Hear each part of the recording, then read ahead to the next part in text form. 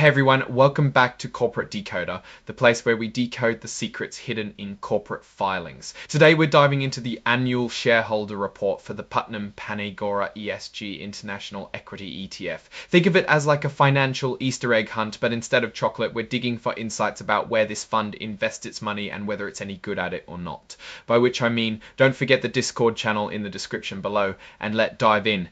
This report covers the period from May of last year to April of this year.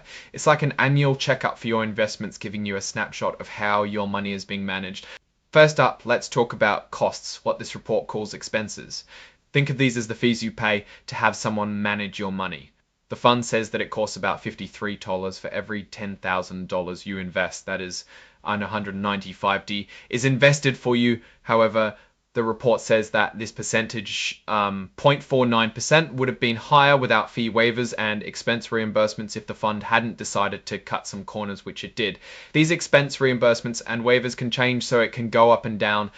Next, performance. Now, it is very important to always remember that past numbers don't mean future success. The report says the fund returned about 18% for the year ending in April. Not bad, but what and who are they comparing that amount to? The report says that the fund compares its performance to this MSCI EF index, NR, which only returned about 12.5% for the same period. In other words, the fund performed notably better than this measurement stick. What did the fund invest in that worked and what didn't? According to the report, the fund's system for picking stocks, its model worked well with the top earning companies getting the highest marks, or alpha deciles, in something called the Market Intelligence Factor Composite. Whatever all that means is probably good if you are into investment systems. Among the countries that the fund invested in, Japan was the top contributor. In particular, Sony Group Corp, a tech and entertainment company, did great. Also, the fund did well with financial companies or sector, with Swiss Re being one of the top performers. On the other hand, the fund did not do as well in Denmark. The report mentioned that Novo Nordisk, a pharmaceutical company, didn't perform well and hurt the fund's Denmark numbers. Also among the sectors, healthcare dragged down the fund's earnings, with Roche Holding, a Swiss company, contributing to the negative turn of the sector.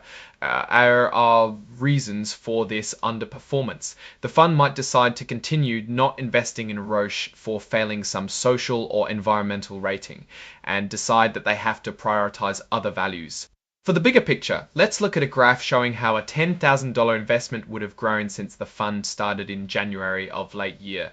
Keep in mind that this is also considering what other options there were to pick for this investment time, or index to compare the fund to.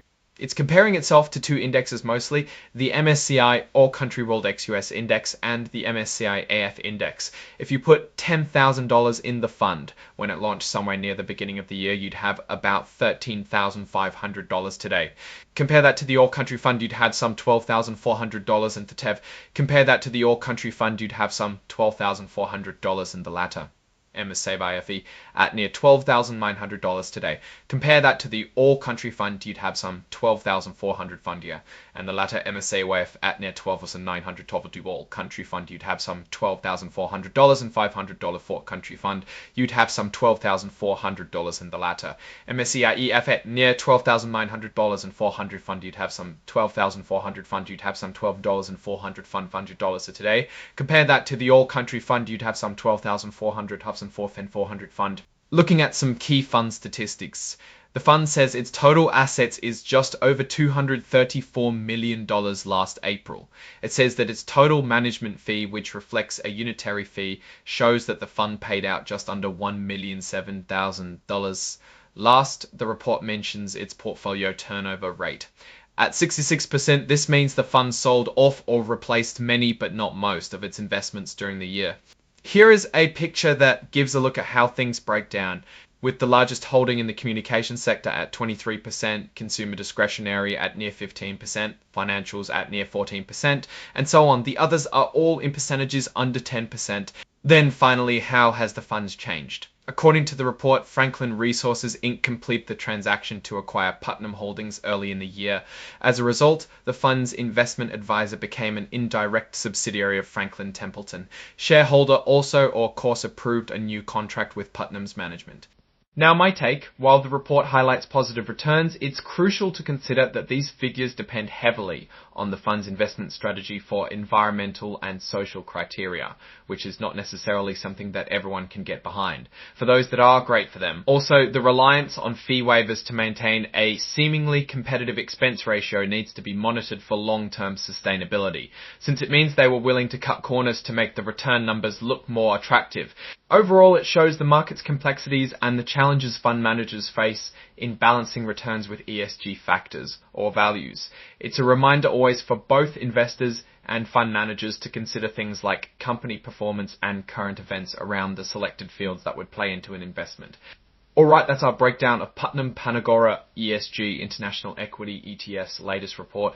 What's your take on these numbers and what they signal, if anything, for the fund's future and values? Drop your thoughts in the comments. If this analysis was valuable, hitting that like button really helps, and subscribe for more deep dives. Also, do not forget to visit our Discord community in the description below. Thanks for watching. See you next time.